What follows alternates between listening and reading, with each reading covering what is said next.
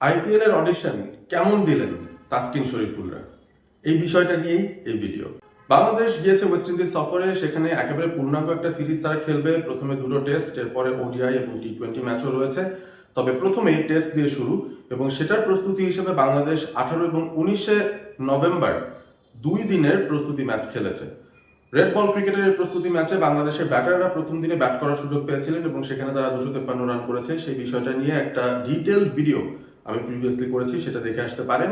তবে বাংলাদেশের ব্যাটাররা কেউ কেউ যদি রান পেয়েও থাকেন, বোলারদের উপর একটা দায়িত্ব অবশ্যই ছিল যে তাদেরও হাত ঘুরিয়ে এই কন্ডিশনের সঙ্গে মানিয়ে নেওয়ার যে বিষয় আছে সেটাকে নিজেদের আয়ত্তে নিয়ে আসে, এবং সেই সাথে বাংলাদেশ আসলে এই টেস্টে বা এই টেস্ট সিরিজে কি করতে পারে বোলারদের মাধ্যমে সেটার একটা আভাস দেওয়া। সেই আভাসটা খুব ভালোভাবেই দিয়েছেন বাংলাদেশের বোলিং ইউনিট। সব মিলে যদি বলতে হয়, প্রথম দিন শেষে ওয়েস্ট ইন্ডিজ ব্যাট করতে নেমে 5 রানে 1 উইকেট হারিয়েছিল, এবং সেখানে ক্যাপ্টেন ক্রেইগ ব্র্যাথওয়েটের উইকেটটা তুলে নিয়েছিলেন হাসান মাহমুদ। হাসান মাহমুদ ঠিক সেভাবেই শুরু করেছিলেন। পরদিন সকালেও বেশ কিছু ওভার বল করার সুযোগ পেয়েছেন, আরও একটা উইকেট তিনি তুলেছেন, সব মিলিয়ে পেয়েছেন 2টো উইকেট। তাসকিন আহমেদ বেশ উজ্জ্বল ছিলেন, তিনিও 2টো উইকেট পেয়েছেন। টপ অর্ডারের 2জন ওয়েস্ট ইন্ডিয়ান ব্যাটারকে তিনি বিদায় করেছেন, এবং তার বলে বেশ খানিকটা গতি ছিল।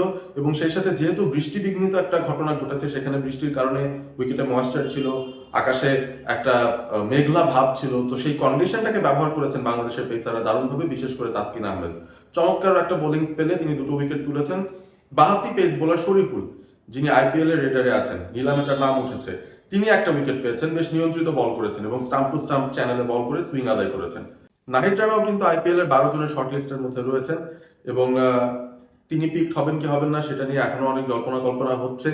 অনেকেই বলছেন তার এক্সপ্রেস পেসের জন্য কোনো না কোনো ইন্ডিয়ান ফ্র্যাঞ্চাইজি তাকে দলে নিলেও নিতে পারে, এবং মিনিমাম বেস প্রাইসে তিনি যেহেতু আছেন, একটা সুযোগ তার থাকবে। তবে নাহিদ রানার আইপিএল অডিশনটা খুব একটা ভালো হয়নি ওই সেন্সে যে তিনি কোনো উইকেট পাননি।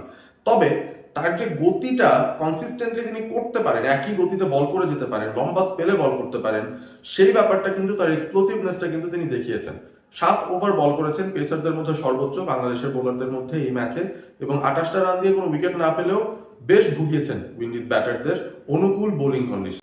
এবারে যদি র্যাপ আপ করি, সেই ক্ষেত্রে বলতেই হবে বাংলাদেশের যারা আইপিএল এর অডিশনটা দিচ্ছেন, যেটা বলছিলাম আসলে যে এই মুহূর্তে যা খেলবেন, যা পারফর্ম করবেন, সেটার উপরও নিশ্চয়ই একটা রিসেন্সি বায়াস থাকবে। আইপিএল এর দলগুলো আবারও নিশ্চয়ই তাকিয়ে দেখবে যে তারা এই মুহূর্তে কি করছে, তাদের ফর্মের কি অবস্থা, তাদের রিদমের কি অবস্থা। সেই বিষয়গুলো যদি তারা মেজার করতে যায়, অবশ্যই এগিয়ে থাকবেন তাসকিন আহমেদ। ইতিমধ্যে আগের 2 আসরেও তিনি 2বার দল পেলেও তাকে কিন্তু এনওসি না দেওয়ার কারণে তিনি যেতে পারেননি। এবার একটা সুযোগ তাসকিনের অবশ্যই আছে, কারণ এই মুহূর্তে মনে হচ্ছে very much fit, aggressive and hungry এই তাসকিন আহমেদ। সেই সাথে শরীফুল, তার অডিশনটা খুব একটা খারাপ হয়নি, তবে বাহাতি একজন পেসার হিসেবে শরীফুলের আলাদা একটা দাম আইপিএল এ থাকতে পারে। সেই হিসেবে হয়তো তাকে সিলেকশন ক্রাইটেরিয়ায় অনেকেই রাখতে পারেন, তবে ডিফিকাল্ট হতে পারে তার জন্য দল পাওয়া। আরো যারা অডিশন দিয়েছেন বলতে হবে ব্যাটারদের এন্ড থেকে, লিটন দাস তিনি স্কোয়াডের সঙ্গে গিয়ে, এবং লিটন একবারই দল পেয়েছিলেন আইপিএল এ, কলকাতা নাইট রাইডার্স এর হয়ে খেলেছিলেন, এবং সেখানে মাত্র একটা ম্যাচ খেলার সুযোগ হয়েছিল তাই। এবারের আইপিএল এর নিলামেও তিনি আছেন, ব্যাট হাতে কিছু রান পেয়েছেন। তবে অনেস্টলি স্পিকিং, বাংলাদেশের যে 12 জন রয়েছেন তাদের মধ্যে বিশেষ করে যারা ব্যাটার রয়েছেন, তাহিদ হৃদয়, লিটন দাস, তাদের আমি খুব একটা আশা দেখছি না এবারের আইপিএল এ দল পাওয়া নিয়ে।